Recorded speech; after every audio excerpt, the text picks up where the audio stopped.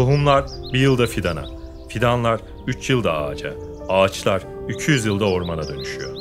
245 yıldır atılan tohumlar bugün İstanbul Teknik Üniversitesi CBİ Lab'da hayat buluyor. Burada öğrenciler olarak sorunlara yenilikçi çözümler sunuyoruz. Bahaneleri bırakıp birlikte çalışarak ne kadar etkili olabileceğimizin farkına vardığımızda sorunların da üstesinden gelmeye başladık. Bu projelerden en anlamlısı ve bizi en çok şevklendiren ise diz kapağındaki sorun yüzünden uyutulmak üzere olan bu sevimli köpeği yeniden yürütmek oldu. Bu köpeğin kırılan diz kapağını yeniden üretmek için, diğer sakat hayvanlara da umut olabilmek için arılar gibi durmadan, Galata'dan atlayan Hezarfen gibi tereddüt etmeden çalışıyoruz.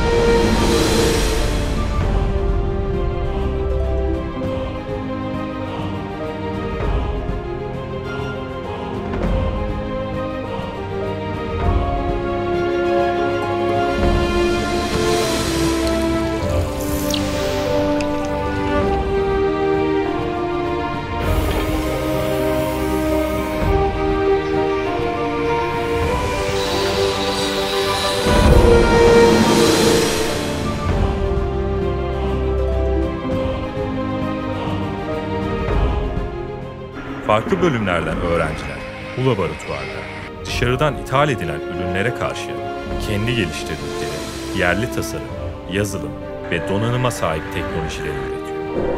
Bu YouTube kanalında tüm bahanelerden sıyrılıp çalışmaya ve üretmeye odaklanınca neler yapılabildiğini, burada çalışan öğrencileri, hayallerimizi, başarılarımızı, tökezlemelerimizi ve o tökezlemelerden sonra tekrar ayağa kalkışlarımızı izleyeceksiniz.